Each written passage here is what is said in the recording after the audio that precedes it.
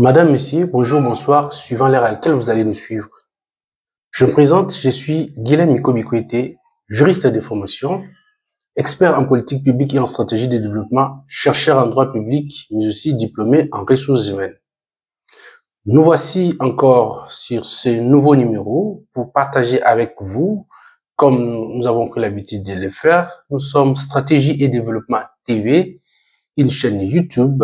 Ce que nous vous demandons, si c'est pour la première fois que vous nous suivez, de bien vouloir vous abonner, de cliquer sur la cloche de notification, mais aussi et surtout de partager nos émissions pour une large diffusion. Ça sera comme ça une manière pour vous de nous soutenir pour que nous continuions à interagir avec vous. Qu'est-ce que nous allons partager aujourd'hui sans pour autant oublier de vous saluer. Bonjour, bonsoir, suivant l'ère à laquelle vous allez nous suivre. Aujourd'hui, nous allons parler d'une thématique importante. Les Congolais luttent contre la stratégie des impérialistes. Nous ne sommes pas un Squid Game. Ce que nous vous conseillons de suivre l'émission du début à la fin pour que vous puissiez comprendre la complexité du sujet. C'est un sujet très capital que vous allez aimer et ça va vous permettre de comprendre les enjeux mondiaux. Sans tarder, et pour bien analyser ces sujets, je vais l'aborder en 3 sous-branches. Premièrement, on va parler de la stratégie de l'impérialiste. Deuxièmement, à qui profitent les balkanisations en Afrique. Troisièmement, le malheur de la RD Congo et de l'Afrique. Sans tarder, on va prendre le premier point, la stratégie de l'impérialiste. Depuis toujours, vous devez savoir, mesdames et messieurs, chers internautes, que le monde fonctionne comme s'il y avait un groupe des individus, des oligarques dans le monde qui décident sur le sort de ce qui va advenir des populations partout où elles se trouvent. Cette façon de voir des choses rend les êtres humains comme des sous-hommes, comme des personnes qui n'ont pas la liberté de pouvoir décider ou bien la capacité de penser par eux-mêmes. Et pourtant, ce n'est pas la réalité. Malheureusement, sur le terrain, il y a certaines personnes qui décident sur les sorts des gens. Nous avons dit la stratégie de l'impérialisme. Vous allez voir que partout dans le monde, particulièrement en Afrique, les pays impérialistes ont pris l'habitude d'appliquer le principe de diviser pour mieux régner. On essaye de chercher à diviser les Africains en montant des stratégies pour faire en sorte que le peuple ne s'entende pas afin de pouvoir contrôler les richesses des différents pays africains. Et cela, on le fait non pas pour l'intérêt des populations, ou surtout des propriétaires des terres, mais plutôt parce qu'ils veulent se départager des richesses, des territoires, comme si nous étions dans un jeu de Squid Game. C'est pourquoi nous avons intitulé notre thématique d'aujourd'hui, les Congolais luttent contre les stratégies de l'impérialiste et nous ne sommes pas des Squid Game. Cette situation fait que les populations se retrouvent devant des situations où on leur oppose les unes contre les autres, les peuples s'opposent, se battent. Nous subissons parfois, nous constatons qu'il y a ce qu'on appelle le tribalisme dans nos différents pays, pensant que ce sont des faits spontanés et plutôt ce sont des stratégies bien réfléchies, très loin, en dehors même de nous, nous le subissons. En Afrique, je prends les cas de la Libye où il y a eu toute une stratégie pour diviser la Libye en 3 parties. L'intérêt, c'était quoi? Il y avait l'intérêt des États-Unis, de la France et de l'Italie qui voulaient se départager les territoires libyens afin de pouvoir tirer profit des intérêts, des richesses, mais aussi des positionnements qui voulaient se faire perdre. Et tout cela au détriment de la population. Il en est suivi les cas du Soudan. Aujourd'hui, le Soudan s'est divisé en 2, croyant que c'était une solution, et pourtant c'était une stratégie montée. Et là, il y a des désordres, des difficultés, la population continue à souffrir. Pour dire clairement que cette façon de faire, c'était pas pour venir aider ou sauver la population, mais c'était uniquement pour les intérêts propres, pour bénéficier, pour l'intérêt des business, pour un groupe d'oligarques qui décident pour des gens. Et pourtant, nous sommes tous des êtres humains capables de réfléchir.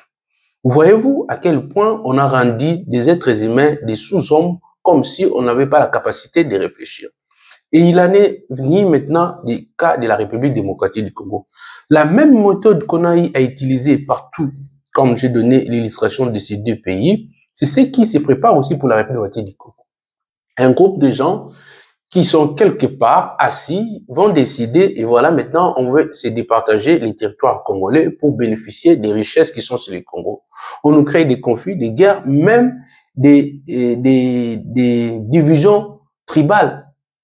Je vous rassure, très chers compatriotes, ce n'est pas des faits du hasard ou bien des spontanéités, mais ce sont des stratégies qui sont bien montées, bien ficelées à l'étranger, à l'extérieur, auprès d'un groupuscule de gens qui réfléchissent comment on peut bousculer ces gens ici comme si nous étions des jeux, comme je parle des Squid Game. Voilà pourquoi nous venons pour essayer de faire comprendre aux gens que nous ne sommes pas des sous-hommes, nous avons notre destin à main et nous devons comprendre qu'est-ce que nous devons faire pour ne pas tomber dans ce piège-là. C'est pourquoi on va passer dans ce deuxième point où je parle de à qui profitent les balkanisations en Afrique. Comme je l'ai dit au précédent, bien très chers compatriotes, les différentes balkanisations en Afrique n'est pas à l'avantage des populations africaines, particulièrement congolaises. Pourquoi? Parce que c'est une stratégie qui est déjà montée. La stratégie, c'est de se répartir des territoires et des richesses. Un groupe de gens décide de se répartir des richesses à leurs intérêts pour des intérêts économiques, mais aussi égoïstes. Donc, ça ne profite pas à la population. C'est pourquoi je viens pour vous dire, lorsque nous nous querellons entre nous, que voilà, c'est de telles tribus, de ceci, pensant que non, c'est vraiment la réalité. Non, c'est faux. Nous sommes là depuis l'indépendance, que nous avons eu notre indépendance. Nous avons manifesté la volonté de vivre ensemble, ce qu'on appelle la nation, partageant des valeurs communes. Et depuis toujours, nous vivions en paix. On n'a pas de problème. On s'est mariés, les tribus, les unes avec les autres. Nous vivons ensemble, nous sommes un même peuple. Pourquoi aujourd'hui allons-nous accepter qu'un groupe de gens, puisque ce sont des oligarques avec beaucoup d'argent, viennent nous diviser pour des intérêts égoïstes des personnes? C'est pourquoi nous devons prendre conscience. Raison pour laquelle moi je viens avec cette intervention pour conscientiser la population, pour conscientiser mes compatriotes, que nous ne devons pas nous laisser faire. La division, si on se dit non, nous, si on part de notre côté, donc on sera bien parce que ces gens-là, on ne veut pas être avec eux. Cette pensée-là que tu dis là, ce n'est pas ta pensée. C'est quelque chose qu'on a injecté dans la population. Ça a été bien tellement muselé, bien fait qu'on n'arrive pas à déceler que c'est quelque chose qui vient d'ailleurs.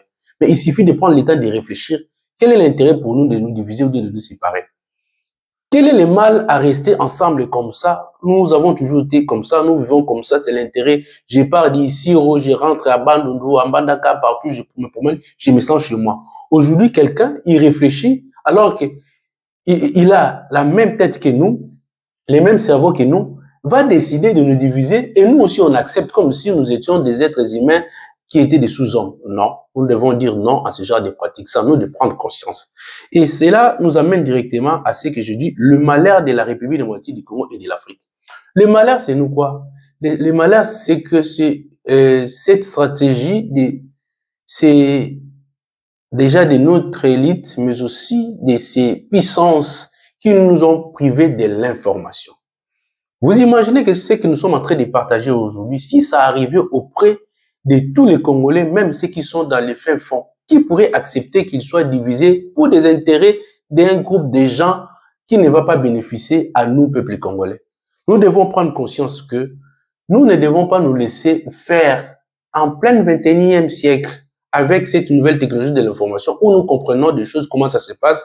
Allons-nous accepter d'être livrés à la merci d'un groupe de gens qui viennent pour leurs propres intérêts? Non, nous ne pouvons pas le faire.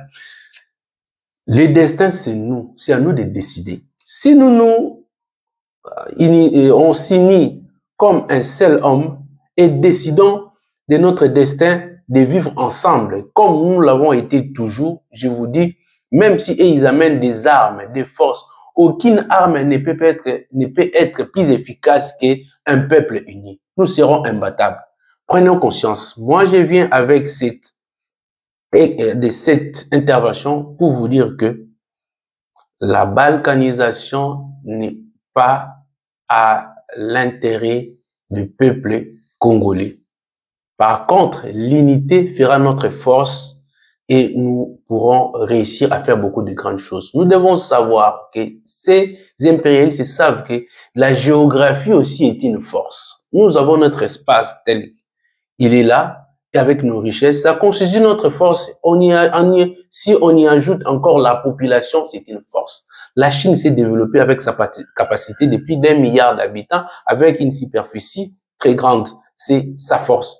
Nous sommes forts, nous sommes un État avec notre espace, plus de 10 millions de mètres carrés, et que les gens convoitent, ils veulent nous diviser pour ne pas nous donner la paix, mais plutôt nous créer des conflits inutilement. On va commencer à aller de division en division, on va rien gagner.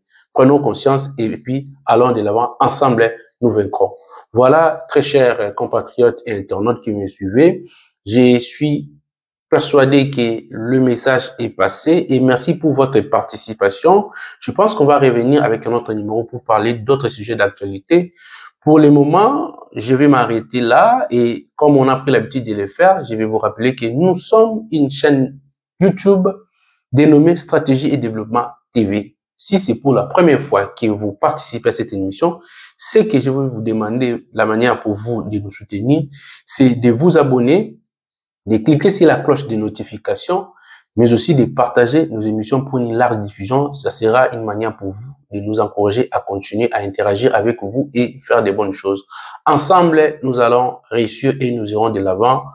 Bonsoir et bonjour chez vous et suivant l'heure à laquelle vous allez nous suivre. Quant à moi, je vous dis merci et à bientôt.